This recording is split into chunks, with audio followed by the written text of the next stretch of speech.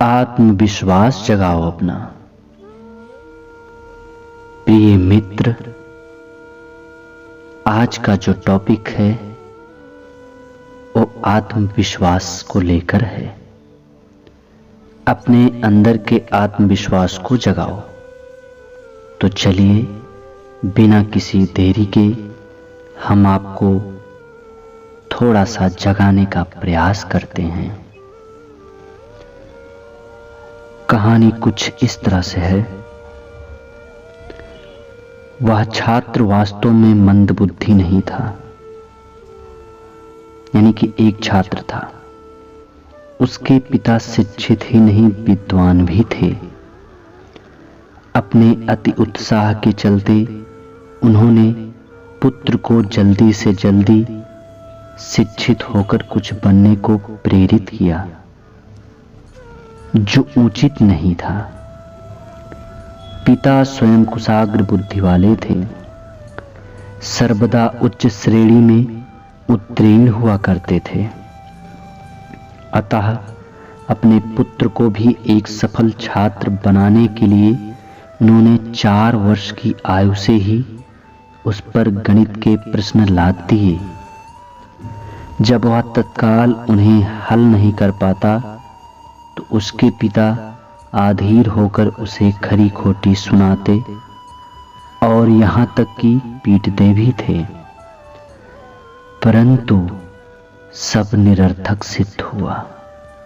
पिता जितना ही जोर लगाकर पढ़ाते पुत्र को, गणित से उतना ही वैराग्य हो जाता। वैसे बाद में गणित पढ़ाते समय पिता ने उसे मारना छोड़ दिया, तो भी वे उस पर फप्तियां कसकर उसे लज्जित करते रहते थे।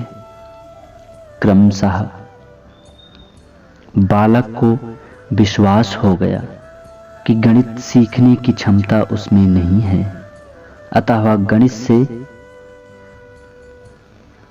दूर हटने लगा। स्कूल में उसने स्वयं को अन्य छात्रों से पिछड़ा हुआ पाया, जिससे उसे बड़ा कष्ट हुआ। वह अपने को निम्न क्षमता का मानने लगा। क्या पाठ सबकी समझ में आ गया?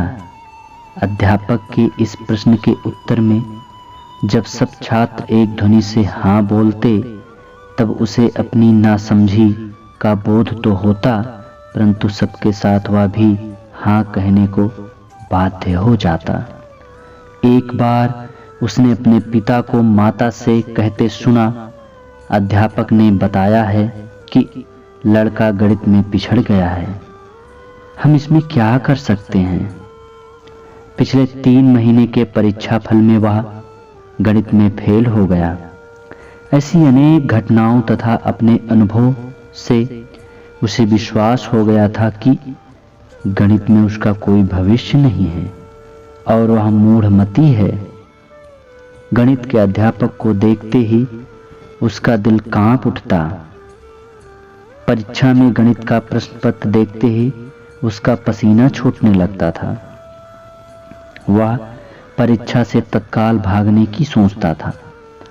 अन्य सहपाठियों से उसने गणित के अभ्यास में सहायता मांगी।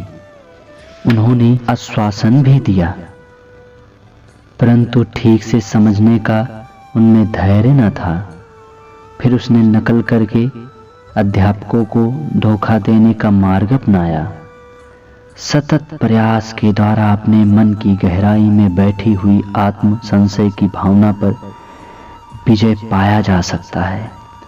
यदि कुछ अनुभवों ने किसी को गणित सीखने में अक्षम होने की भावना दी हो, तो उसके ठीक विपरीत अनुभव से दूर भी कर सकते हैं।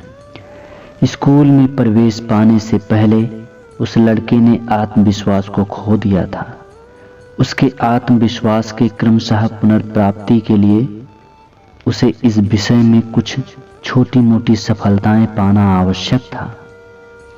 बार बार मिलने वाली असफलताओं से नकारात्मक प्रभाव को दूर करने का यही एकमात्र उपाय है। यह आसान कार्य नहीं है, तथापि यह निश्चय ही संभव है।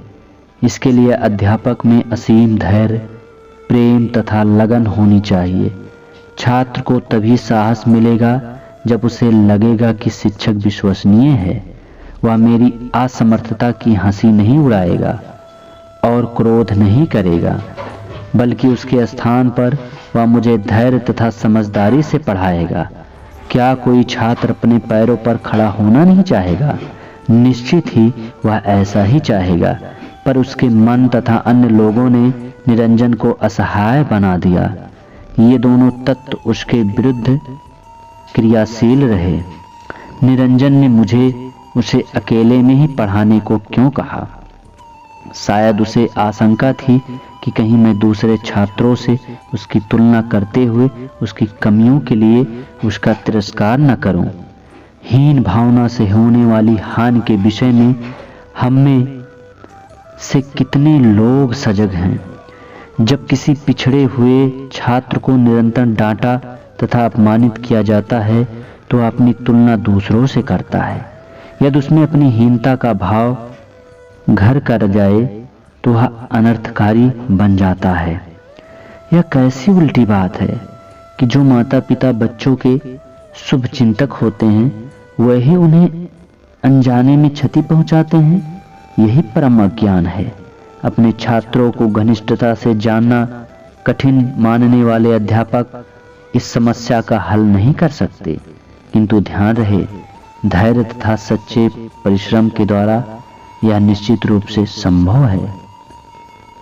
ऐसे ही अपने आत्मविश्वास को जगाया जा सकता है।